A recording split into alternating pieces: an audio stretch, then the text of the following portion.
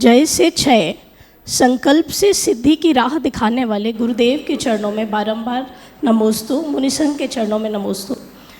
गुरुदेव Thomas Hardy एक दार्शनिक भी हुए, पोएट हुए हैं। उन्होंने एक कथन कहा जो आज तब कल्याण के परिपेक्ष में मैं आपसे पूछना चाहती हूँ। उन्होंने कहा कि जो समाज पैसा और ताकत को सभ्यता का पैमाना मानने लगता है, वह धीरे धीरे अपने आपस में सभ्य व्यक्ति को खोना शुरू कर देता है।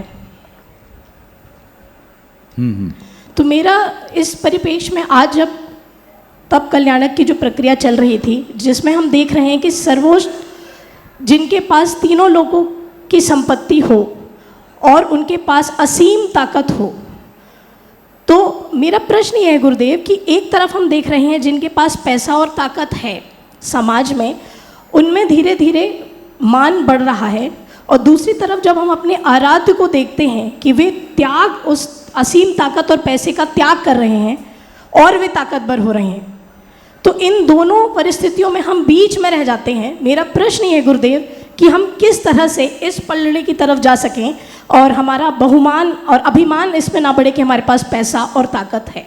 नमोस्तु गुरुदेव। आपको याद होगा, बचपन में एक श्लोक पढ़ा होगा, विद्या विवादाय धनम मदाय शक्ति परेशान परिपीडनाय खलश्च साधो विपरीत मेतत् ज्ञानाय दानाय च रक्षणाय।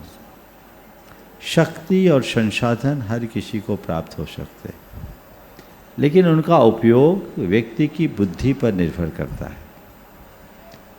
यहाँ का खल व्यक्ति ज्ञान पाएगा तो विवाद करेगा, धन पाएगा तो मद करेगा, और शक्ति पाएगा तो औरों को सताएगा।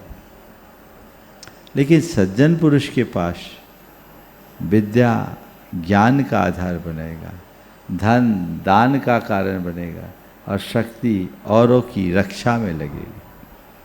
तो सवाल ये नहीं है कि मेरे पास शक्ति कितनी है, महत्वपूर्ण ये नहीं कि मेरे पास संपत्ति कितनी है, अर्थपूर्ण ये है कि मेरी बुद्धि कैसी है।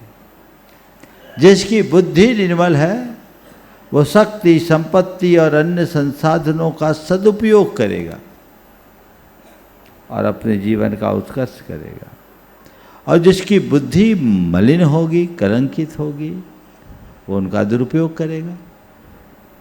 हमारे पास दो व्यक्ति हैं, एक भरत और एक रावण। भरत के पास वैभव था, शक्ति थी, उसने सोने का मंदिर बनाया। रावण के पास वैभव आया, उसने सोने की लंका बनाई। दोनों का इतिहास हमें पता है। भरत अमर हो गए, आज उस भरत के नाम से इस देश का नाम भारत पड़ गया, और रावण की लंका की ईंट से ईंट बच गई। कोई रावण का नाम लेना भी पसंद नहीं करता। तो हम किस दिशा में बढ़ रहे हैं, सब कुछ उसके ऊपर निर्भर करता है। मैं तो एक ही बात कहूँगा, रोज भगवान से एक ही प्रार्थना करो, हे प्रभु मेरी बुद्धि निर्मल बनी रहे, ऐसा आशीर्वाद दो। मुझ में अहंकार ना आए, मुझ में आसक्ति ना आए, मैं आपका चरण सेवक बना रहूं, मेरी सद्बुद्धि बनी रहे, तो सब चीज़ें होंगी। मैं दोनों तरह के लोगों को देखता हूँ।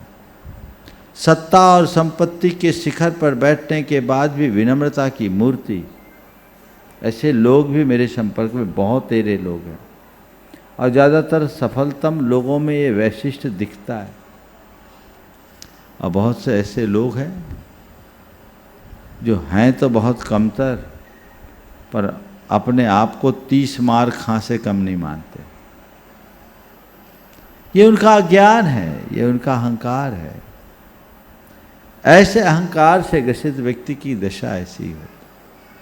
इसलिए हमें दुनिया की तरफ नहीं देखना, अपने जीवन की तरफ देखना है, और इसे अपने जीवन का आदर्श वाक्य बना लेना है कि मैं सत्ता और संपत्ति के बीच भी सत्ता, शक्ति और संपत्ति के साथ सद्बुद्धि से जुड़ा रहूं।